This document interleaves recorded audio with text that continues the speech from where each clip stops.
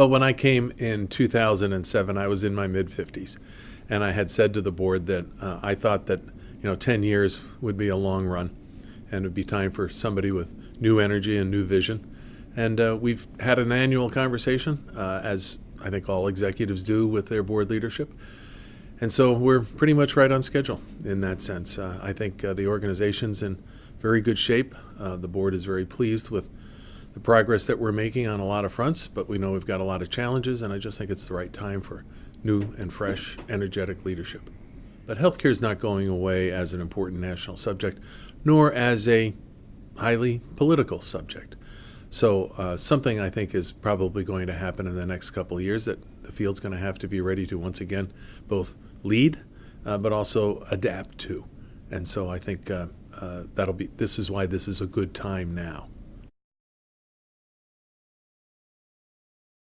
I am proud that we have been able to extend coverage to tens of millions more Americans. We're still waiting to see how that exactly plays out under the provisions of the Affordable Care Act.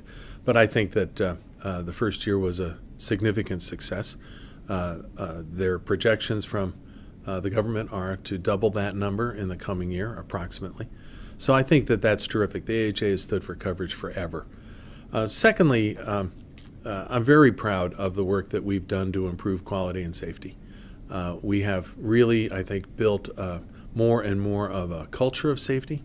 I think we still have a lot to do to build on our recent successes, but we've got momentum. We're working on the right things. We're accomplishing improvements every day. It's better for patients, and it really serves the long-term interests of hospitals because it puts us clearly, squarely on the side of patients where we've always been. But now the numbers are starting to really show it. The board just had a very significant conversation on equity of care. We have been calling that out as a priority for the health sector and trying to work with other national organizations as we all try to tackle this issue. We've recently had some significant work done by our Equity of Care Committee. Recommendations came to the board this week. And that's a subject that's vitally important to the people affected, but again, to hospitals in general under a pay-for-performance type of structure. So that's an area that's definitely going to get a boost. The second area has to be behavioral health. It's just an enormous void for our country. I don't know that hospitals can solve this equation. They can't. But I think that the American Hospital Association and hospitals locally have to call out the issue, once again have to be the convener, leader of a group of stakeholders to say, we can do much better, and we must. Yeah, redefining the H has really worked in a sense of being a very cogent way to get people talking about how we're going to be different in the future, because we know we must be. And how are you redefining the H in your community, that sign on the highway? But more so, how are you going to do it in a way that the public identifies with? How will they know that at the end of that street there's something new and different and not just an inpatient facility?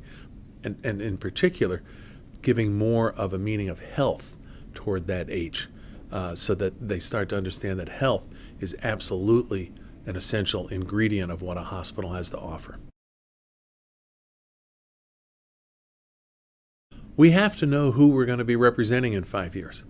Hospitals are changing their array of services. They're changing their relationship to the financing system and to one another.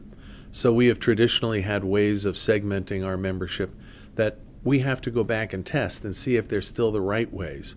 Or are there new categories of organizations that we ought to be building our processes around? Hospitals with health plans, or hospitals with public health departments, or those that have really de-emphasized the campus, the hospital campus, in favor of broader outreach out into the community. So as the members redefine themselves, we have to redefine how we approach them, how we bring them together in like groups for the most meaningful and productive conversations.